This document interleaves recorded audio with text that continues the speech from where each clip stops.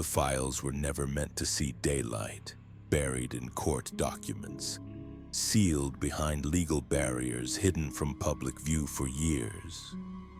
But now they're here. Names, connections, conversations that powerful people hoped would stay buried forever. This isn't just about one man's crimes. This is about a network that reaches into the highest levels of government, business, and society. A system built on secrets, leverage, and control. The Epstein files reveal more than misconduct. They expose how blackmail operates in the shadows, how intelligence agencies might have looked the other way, and how the most powerful people on Earth became entangled in a web they couldn't escape. What you're about to discover will change how you see power, influence, and the hidden machinery that runs our world. This story begins with a financier who wasn't really a financier, an island that wasn't really private, and secrets that were never really safe. Because when the powerful fall, they don't fall alone. They take others with them, and the files prove it. The man behind the mystery. Jeffrey Epstein didn't start as a household name. For decades, he moved through elite circles like a ghost, accumulating wealth, influence, and access that seemed to defy explanation. His official story was simple enough. A mathematics teacher turned financier, managing money for billionaires from his offices in Manhattan and Palm Beach. But the numbers never added up. Where did his fortune come from? How did a college dropout with no formal training in finance convince some of the world's richest people to trust him with their money? The files suggest the answer is far more complex than anyone imagined. Epstein wasn't just managing wealth, he was managing secrets, and secrets in the right hands are more valuable than gold. His client list read like a who's who of global power. Politicians, tech moguls, royalty, celebrities. But these weren't ordinary business relationships. The files reveal a pattern of cultivation, manipulation, and control that went far beyond financial services. Epstein collected people the way others collect art. Each connection was strategic, each relationship a potential asset. The island was central to his operation.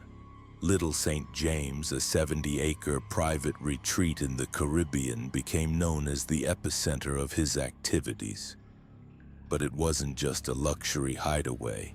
The files describe a carefully orchestrated environment designed to capture compromising information. Hidden cameras, recording devices, detailed logs of every visitor. Nothing was left to chance.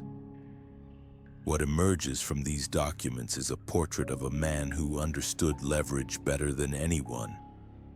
He didn't just know secrets, he weaponized them. Every flight to his island, every gathering at his Manhattan mansion, every private dinner was an opportunity to gather information that could be used later. This wasn't blackmail in the traditional sense. It was something more sophisticated, more subtle, and infinitely more dangerous. The intelligence connection. The files hint at something even more disturbing. Connections to intelligence agencies that suggest Epstein's operation wasn't just tolerated by powerful institutions. It may have been protected by them. Documents reference meetings with individuals whose backgrounds trace back to agencies known for their involvement in covert operations. The timing of these connections raises uncomfortable questions.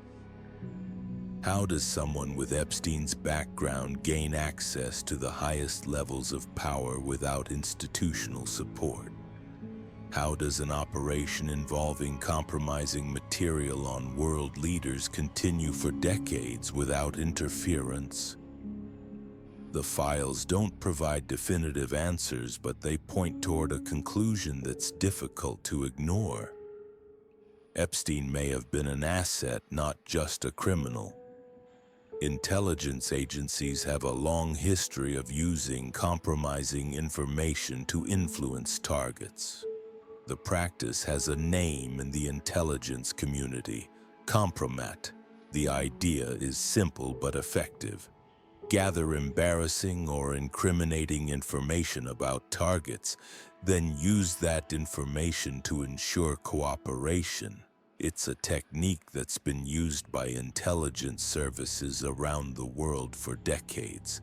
The files suggest Epstein's operation may have functioned as a private compromat factory, generating leverage over some of the most powerful people on Earth. The question isn't whether this happened. The question is who was pulling the strings.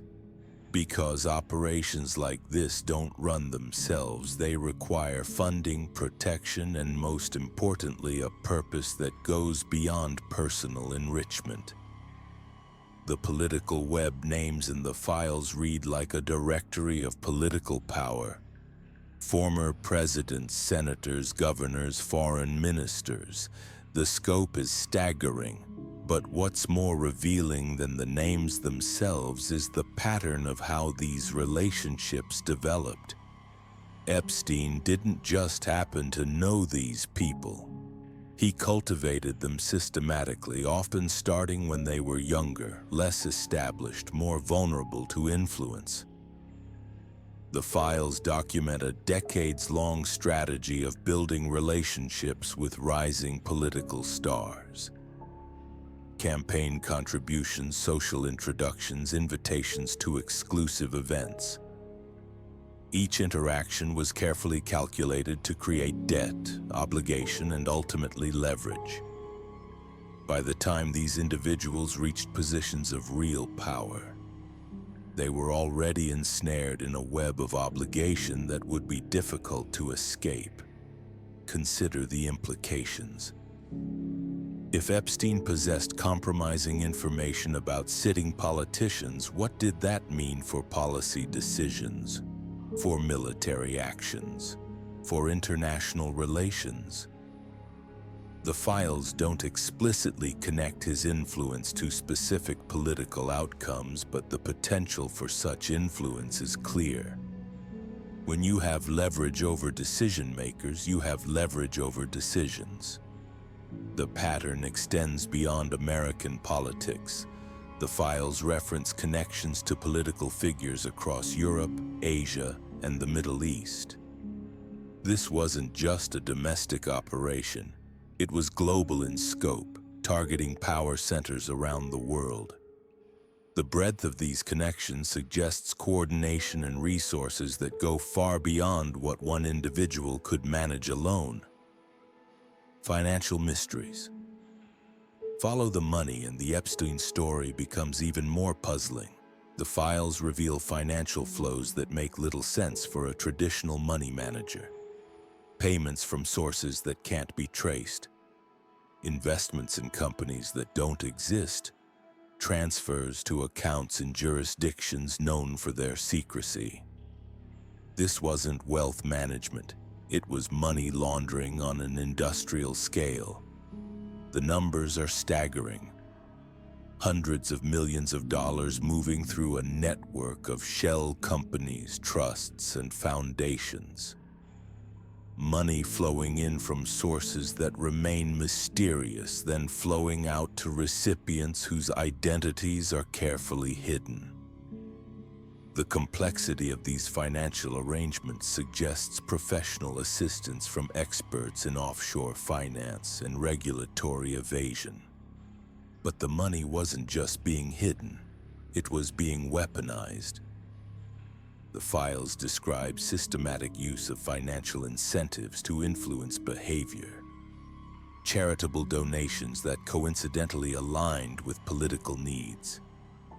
Investment opportunities offered to individuals at precisely the moment they might be most useful. Loans that were never expected to be repaid. This was financial manipulation designed to create obligation and dependency.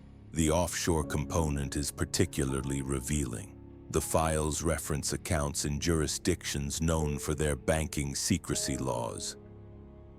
Switzerland, Luxembourg, the Cayman Islands.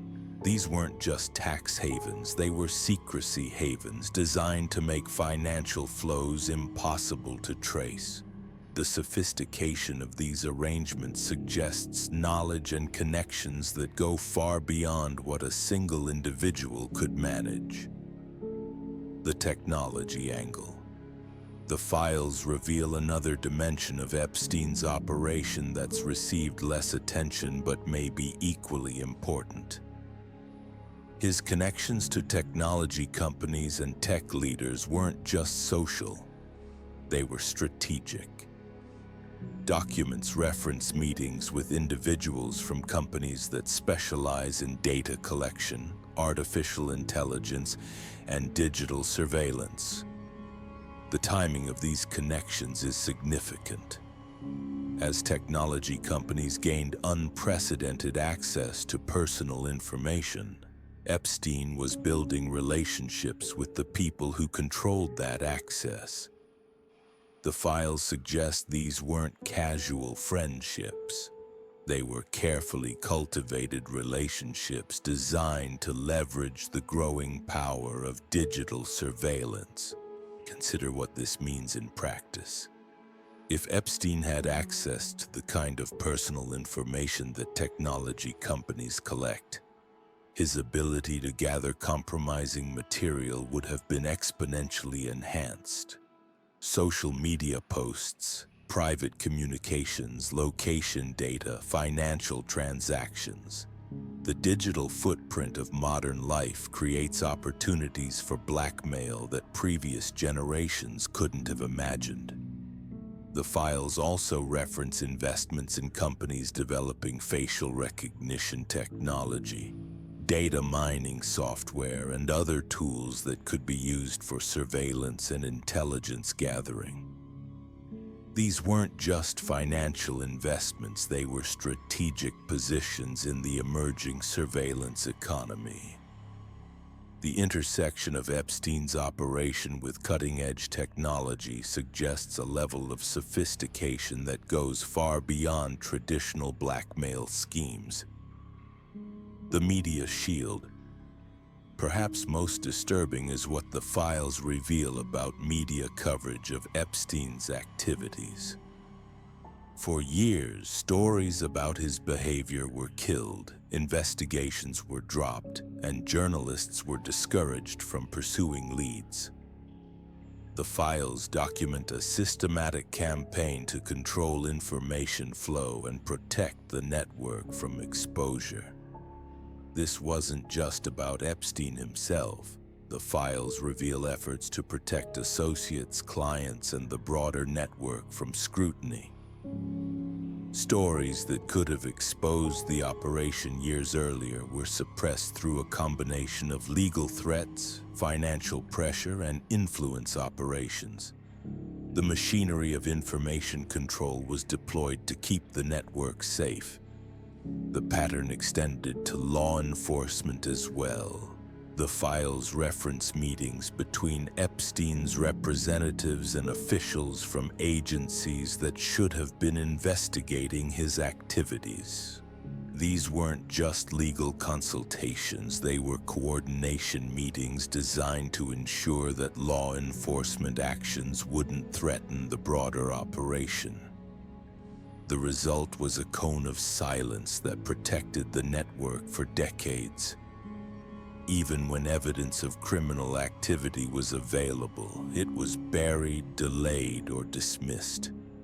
The files suggest this protection came from the highest levels of government and media, indicating a level of coordination that goes far beyond what any individual could achieve alone. This wasn't just corruption, it was systematic information warfare designed to protect an operation that reached into the highest levels of power. The files reveal how modern information systems can be manipulated to hide truth, protect criminals, and maintain power structures that serve the interests of the few at the expense of the many. But the cone of silence couldn't last forever, because secrets, no matter how carefully guarded, have a way of escaping. And when they do, they reveal not just individual crimes, but entire systems of control that most people never imagined existed.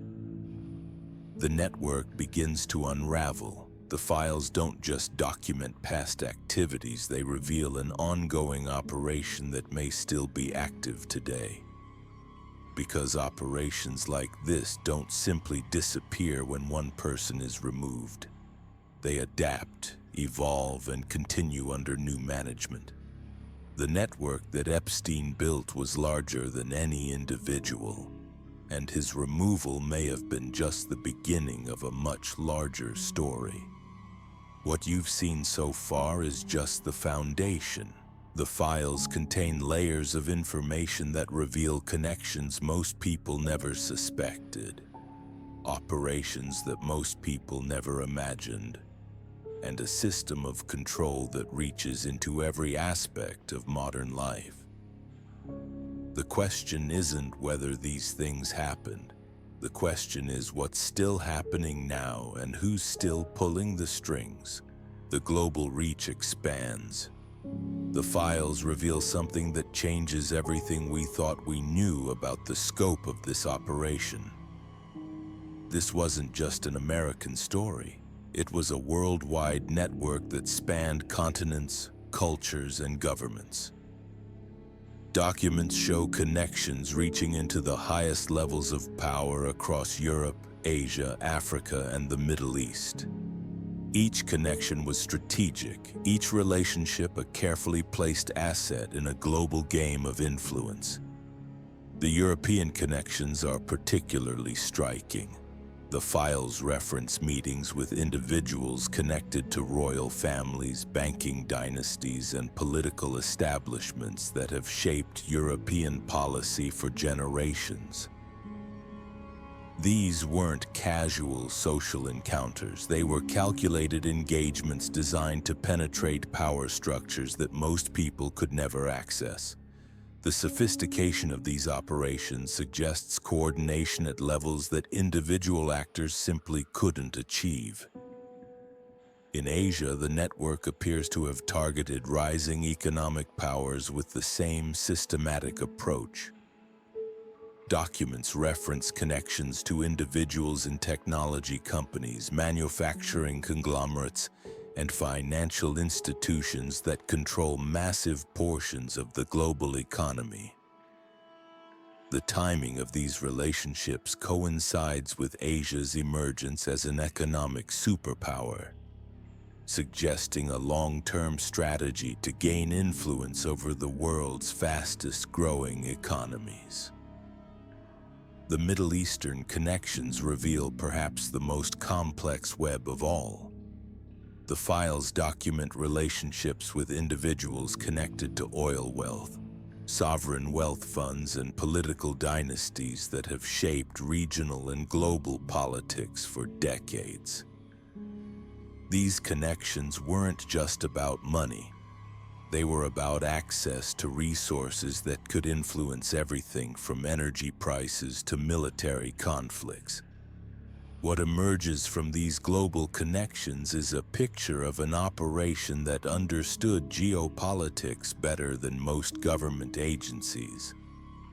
The network wasn't just collecting compromising information. It was positioning itself to influence the flow of global power, wealth, and information. This was intelligence gathering and influence operations on a scale that rivals nation-states. The academic infiltration. The files expose another dimension that's received little attention but may be equally important. The network's systematic infiltration of academic institutions, research centers, and think tanks that shape public policy and intellectual discourse. This wasn't just about donations or social connections. It was about influencing the ideas that shape how society thinks about power, economics, and governance. Documents reveal funding that flowed to universities, research institutes, and academic programs around the world. But this wasn't ordinary philanthropy.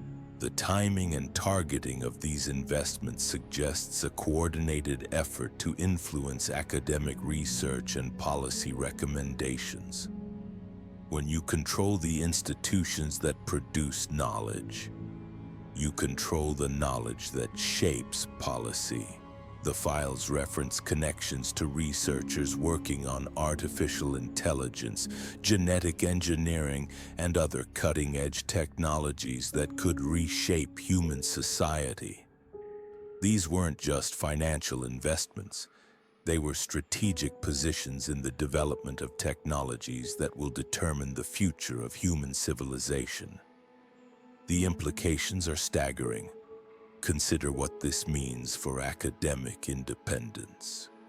If researchers are dependent on funding from networks like this, how can they maintain objectivity about the subjects they study? If policy recommendations are influenced by these connections, how can the public trust the institutions that are supposed to serve their interests?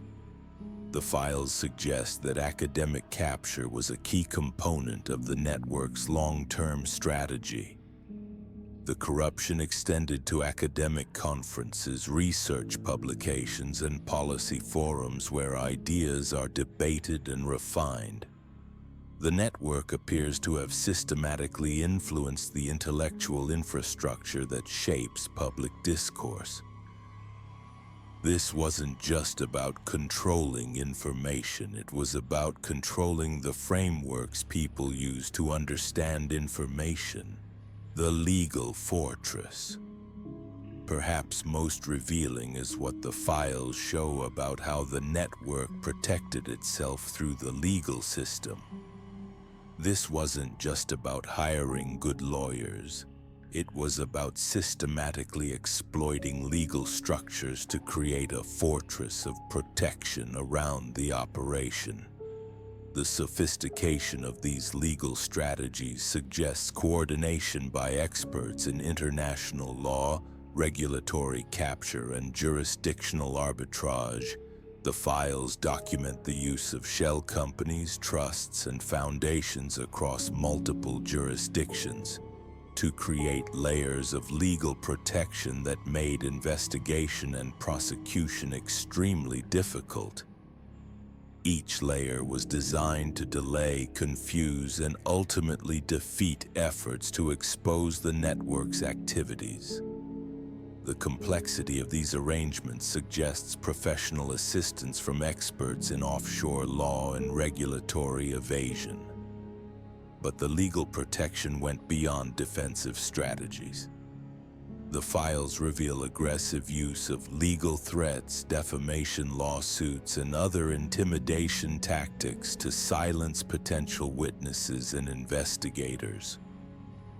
This wasn't just about protecting the network's secrets, it was about creating a climate of fear that would discourage anyone from speaking out. The pattern extended to regulatory capture as well. The files reference meetings between network representatives and officials from agencies that should have been investigating their activities. These weren't just legal consultations, they were coordination meetings designed to ensure that regulatory actions wouldn't threaten the broader operation. The result was a legal environment that protected the network while exposing its critics to significant risk. Whistleblowers faced financial ruin, career destruction, and personal danger. Journalists faced legal threats that could bankrupt their organizations. Investigators faced obstacles that made meaningful progress almost impossible. The enforcement apparatus. The files reveal something even more disturbing. evidence of coordination with law enforcement agencies that should have been investigating the network's activities. This wasn't just about avoiding prosecution. It was about using law enforcement resources to protect the network and target its enemies.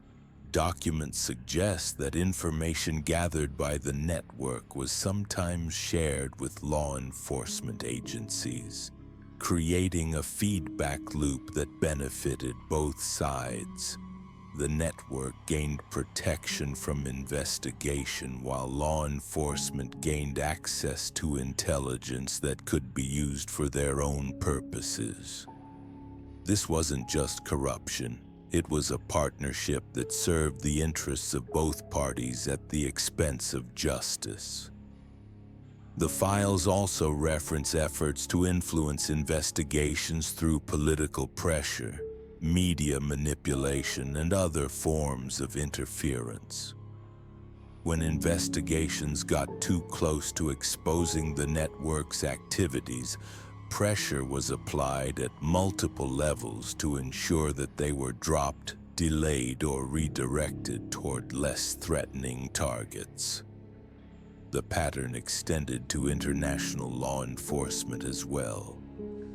The files suggest coordination with agencies across multiple countries to ensure that investigations in one jurisdiction wouldn't threaten operations in others.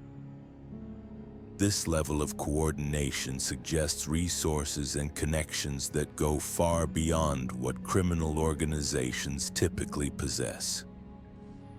The result was a law enforcement environment that protected the network while creating the appearance of legitimate investigation. Cases were opened and closed without meaningful progress. Evidence was collected and then buried. Witnesses were interviewed and then discouraged from speaking further. The next generation. Perhaps most chilling is what the files reveal about the network's plans for the future. This wasn't just about exploiting current power structures. It was about shaping the next generation of leaders who would inherit those structures. The files document systematic efforts to identify, cultivate, and influence young people who showed potential for future leadership roles.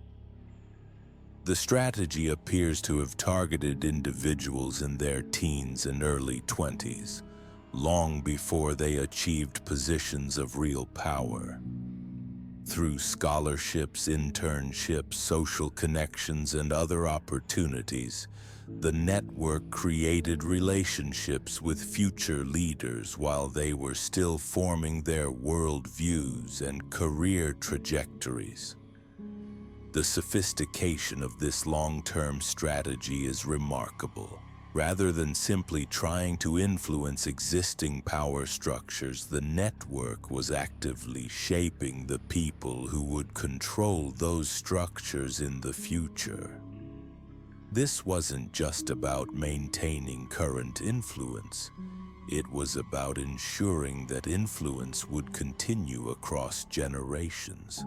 The files reference programs that identified promising young people in politics, business, technology, and other fields that would be important for future power dynamics. These individuals were then systematically cultivated through a combination of opportunities, mentorship, and social connections that created lasting bonds of obligation and dependency. The implications are staggering. If the network successfully influenced the development of current leaders, what does that mean for the decisions being made today? And if they're still working to influence future leaders, what does that mean for the decisions that will be made tomorrow? The technology evolution, the files show how the network adapted to technological changes that created new opportunities for surveillance, influence, and control. As digital technology became central to modern life, The network positioned itself to exploit these new capabilities. This wasn't just about using technology, it was about shaping how technology would be developed and deployed. Documents reveal investments in companies developing facial recognition software, data mining capabilities, and artificial intelligence systems that could be used for surveillance and prediction. These weren't just financial investments. They were strategic positions in the development of technologies that would determine the future of privacy, autonomy, and freedom. The network appears to have understood earlier than most that control of information technology would be the key to control of society itself. By positioning itself within the technology industry, the network gained access to capabilities that previous generations of power brokers could never have imagined.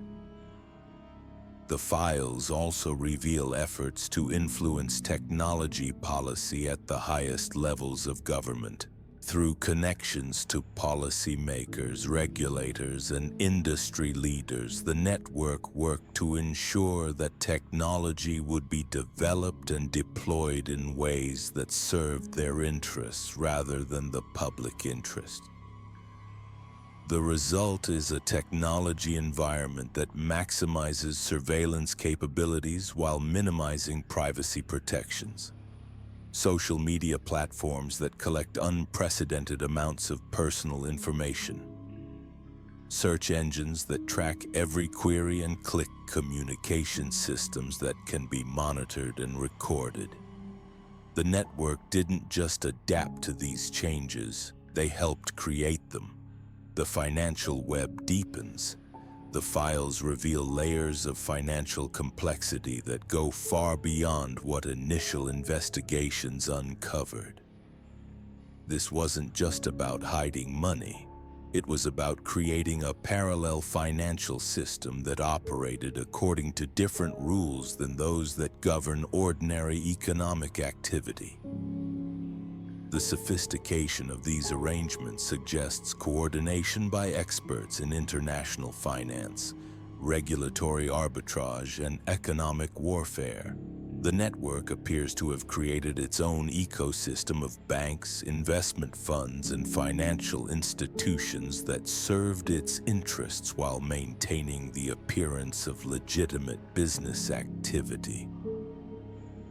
These institutions didn't just provide financial services, they provided cover for activities that would have been impossible to conduct through traditional financial channels. The files document the use of cryptocurrency, digital assets, and other emerging financial technologies to create new forms of financial secrecy and control. These weren't just investments in new technologies, they were strategic positions in the development of financial systems that could operate beyond the reach of traditional regulatory oversight. The pattern extends to central banks, sovereign wealth funds, and other institutions that control the global financial system. The network appears to have cultivated relationships with individuals who control these institutions, creating opportunities to influence monetary policy, currency values, and international financial flows. The implications are profound. If the network has the ability to influence global financial systems, what does that mean for economic stability? For wealth distribution? For the sovereignty of nations that depend on international financial markets? The files suggest that these questions are more than theoretical concerns, they're active areas of network influence and control. The information warfare machine. The files expose the network's sophisticated approach to controlling information flow and shaping public perception. This wasn't just about suppressing negative stories. It was about creating a comprehensive information environment that served the network's interests while giving the appearance of independent journalism and free discourse. The strategy appears to have involved multiple layers of influence operations. Direct control of media outlets through ownership or financial pressure. Indirect influence through advertising revenue and access to sources. Coordination with public relations firms and influence operations specialists. The result was a media environment that protected the network while attacking its critics. The files reveal systematic efforts to plant stories, suppress investigations, and manipulate public opinion through coordinated media campaigns. These weren't just defensive measures, they were offensive operations designed to shape how the public understood power, wealth, and governance. The network appears to have understood that control of information was more important than control of any specific institution or individual. By shaping how people think about power, the network could influence how power was exercised without directly controlling every decision-maker. The digital dimension of these operations is particularly sophisticated. The files reference efforts to influence social media algorithms, search engine results, and online discourse through coordinated campaigns that appear to be grassroots movements but are actually professionally managed influence operations. The machinery of control continues to evolve, adapt, and expand.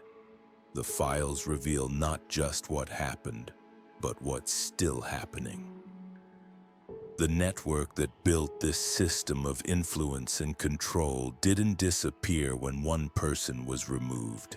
It adapted, evolved, and continues to operate under new management and with new methods. What you've seen so far is just the beginning. The files contain information that reveals connections most people never suspected, operations that most people never imagined, and a system of control that reaches into every aspect of modern life. The question isn't whether these things happened. The question is what's happening now, and who's still pulling the strings behind the scenes. The revelation machine. The files don't just document past crimes, they reveal an active system that's still operating today. Still gathering information, still building leverage. Because networks like this don't simply vanish when one person falls. They restructure, rebrand, and continue under new leadership. The infrastructure remains. The methods evolve. The targets multiply. What's most disturbing isn't what Epstein did. It's what his removal revealed about the system that protected him. Every attempt to expose the network met with coordinated resistance from institutions that should have been seeking truth. Every investigation faced obstacles that seemed designed to prevent meaningful progress. Every witness encountered pressure that suggested powerful forces working to maintain secrecy. The files show how quickly the network adapted to his arrest. Within hours of his detention, documents were being destroyed, hard drives were being wiped, and witnesses were being contacted. This wasn't panic, it was protocol. A coordinated response that suggested years of preparation for exactly this scenario. The speed and efficiency of this response reveals something crucial about the network's true nature. This wasn't a criminal organization operating in the shadows. It was a sophisticated operation with resources, connections, and capabilities that rival government agencies. The level of coordination suggests institutional backing that goes far beyond what any individual could achieve. New players emerged almost immediately to fill the vacuum left by Epstein's removal. The files reference meetings, financial transfers, and operational changes that suggest the network was already prepared for succession.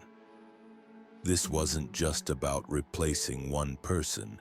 It was about ensuring operational continuity during a period of maximum exposure.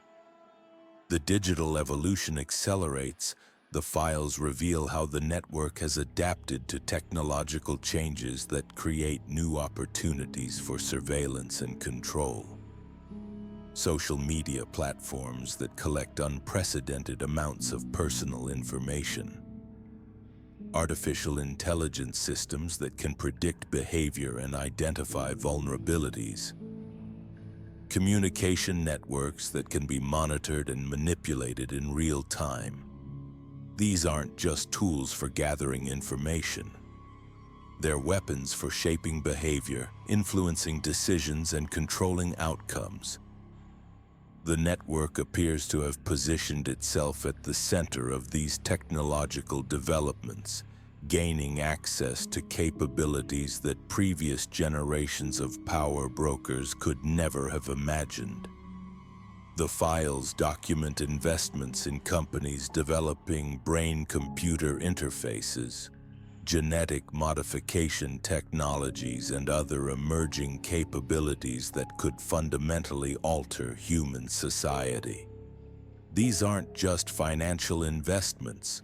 They're strategic positions in the development of technologies that will determine the future of human autonomy and freedom. The implications are staggering. If the network has access to technologies that can monitor thoughts, modify behavior, and control biological functions, what does that mean for human agency, for democratic governance, for the basic concept of free will itself? The answer may already be emerging in the form of social credit systems, predictive policing algorithms, and other control mechanisms that are being deployed around the world. The network didn't just anticipate these developments, they helped create them. The final protection layer. Perhaps most revealing is what the files show about the network's ultimate insurance policy.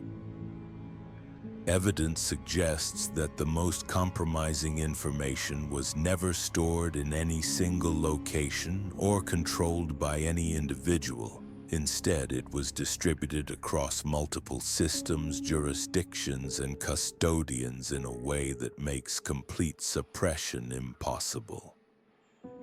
This wasn't just about protecting the information. It was about creating a mutually assured destruction scenario where exposure of the network would inevitably lead to exposure of everyone connected to it. The most powerful people in the world became unwilling guardians of the very system that compromised them. The files reference automated systems that would release information if certain conditions were met. Digital dead man switches that would activate if key individuals were removed or if the network faced existential threats. The sophistication of these systems suggests professional assistance from experts in information warfare and intelligence operations. The result is a protection mechanism that goes far beyond traditional blackmail. The network created a situation where its own destruction would cause collateral damage so extensive that even its enemies have incentives to protect it. This isn't just leverage. It's a form of social hostage-taking that makes the entire system complicit in its own protection. The files suggest that this protection mechanism is still active, still evolving, and still expanding to include new targets and new forms of leverage. Every new connection creates new protection. Every new secret creates new insurance. The network grows stronger with each compromise it facilitates. The generational transfer. The files reveal the network's most ambitious project, the systematic cultivation of a new generation of leaders who will inherit and expand the system of control. This isn't just about influencing current power structures. It's about ensuring that future power structures will be even more thoroughly compromised. The strategy appears to focus on identifying promising individuals early in their careers and creating relationships that will bind them to the network throughout their rise to power. Scholarships, internships, social connections, and professional opportunities create webs of obligation that become stronger over time. The files document systematic efforts to place network associates in positions where they can influence the development of future leaders.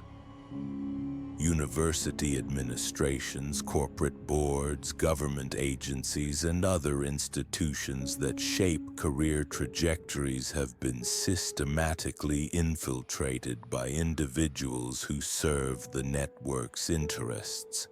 The result is a pipeline of compromised leaders who enter positions of power already bound to the network through relationships, obligations, and leverage that was created years before they achieved significant influence. This isn't just about corrupting existing power structures. It's about ensuring that future power structures will be corrupt from the beginning. The sophistication of this long-term strategy is remarkable.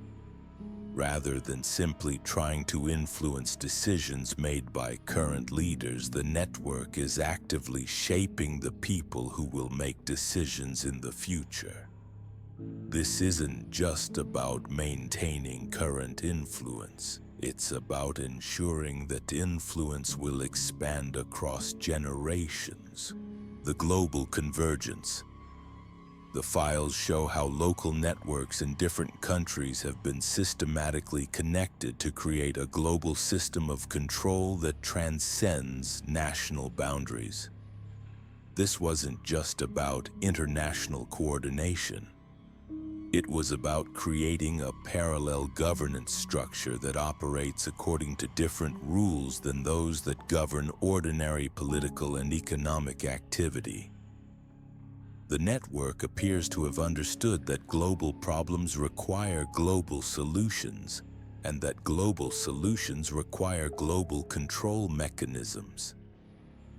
By creating connections across national boundaries, the network positioned itself to influence international relations, trade policies, and other decisions that affect billions of people.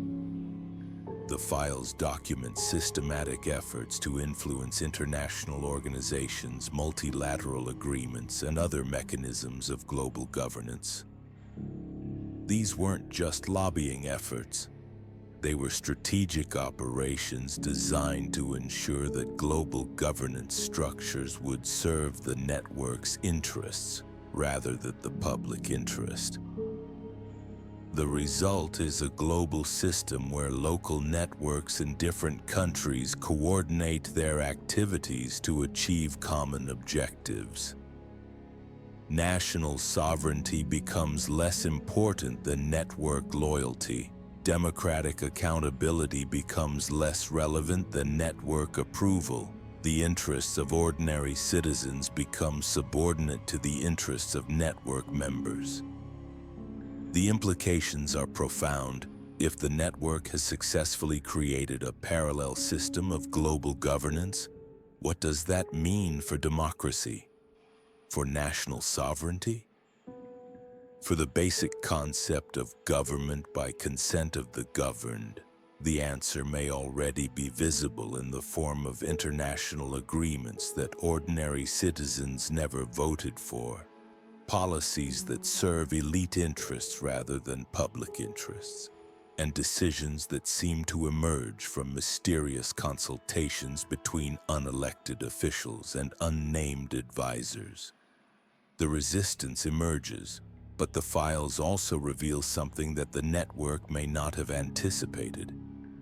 The systematic documentation of their activities has created a record that can be used against them. Every connection they cultivated, every secret they gathered, every influence operation they conducted has left traces that can be followed, analyzed, and exposed. The digital age that gave the network unprecedented capabilities for surveillance and control has also created unprecedented opportunities for exposure and resistance. Information that was once impossible to preserve or distribute can now be copied, stored, and transmitted instantly across global networks that are beyond the reach of traditional control mechanisms. The files themselves represent a form of resistance that the network may not have fully anticipated. By documenting their activities so thoroughly, they created the evidence that could ultimately lead to their exposure. Every email, every financial transaction, every meeting record becomes a potential weapon in the hands of those who seek to expose the truth. The network's greatest strength may also be its greatest weakness.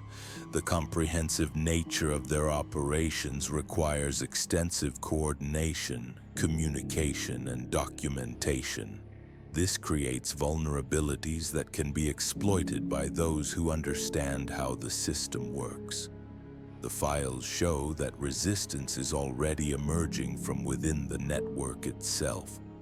Individuals who were once part of the system are beginning to speak out, providing information that could lead to broader exposure. The protection mechanisms that once seemed impenetrable are beginning to show cracks. The final calculation. The Epstein files reveal more than criminal activity.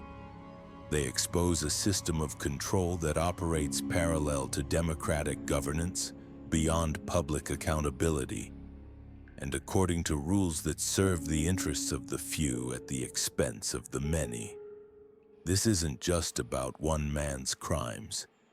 It's about a network that has systematically compromised the institutions that are supposed to serve the public interest. The scope of this compromise is staggering. Political leaders, law enforcement officials, judges, journalists, academics, and business leaders have all been systematically targeted for cultivation, compromise, and control. The result is a system where democratic accountability becomes meaningless because the people who are supposed to provide oversight are themselves compromised. The files document a decades-long campaign to create a parallel system of governance that operates according to different rules than those that govern ordinary citizens. This system doesn't just influence government decisions, it shapes the frameworks that people use to understand government, society, and their own role as citizens. The network's ultimate achievement may be the creation of a system where resistance becomes almost impossible, because the institutions that should enable resistance have been systematically compromised. When the media, the courts, law enforcement, and political leadership are all influenced by the same network, where do ordinary citizens turn for redress? The answer may lie in the files themselves. By exposing the network's methods, connections, and objectives, these documents create opportunities for resistance that didn't exist before. Knowledge of how the system works is the first step toward changing how the system works. The files show that the network's power depends on secrecy, coordination, and the willingness of compromised individuals to protect the system that compromises them. When these conditions are disrupted, the network becomes vulnerable to exposure and resistance. The question isn't whether the network exists. The files prove that it does. The question is whether ordinary citizens will demand accountability from institutions that have been systematically compromised, or whether they will accept a system where real power operates beyond democratic oversight. The Epstein files aren't just historical documents. They're a warning about what happens when power operates without accountability, when institutions serve private interests rather than public interests, and when the machinery of governance is captured by networks that operate according to their own rules. The choice belongs to those who still believe that government should serve the governed, that institutions should serve the public interest, and that power should be accountable to the people it claims to serve. The files provide the evidence. The question is whether anyone will act on it, because in the end, the network's greatest protection isn't secrecy or leverage or even the complicity of compromised officials.